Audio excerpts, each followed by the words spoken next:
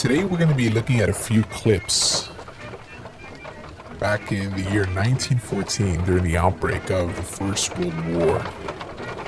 Most of these clips come from the Pathé film newsreels, and we can see quite a few things from the cinema film reels to bring us back to the world when the Great War initially had broken out.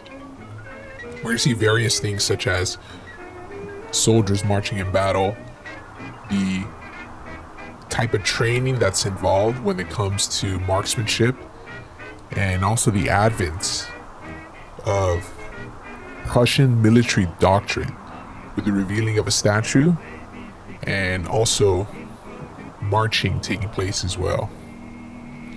So let's take a time travel back to the year 1914 and let's relive through the eyes of the people.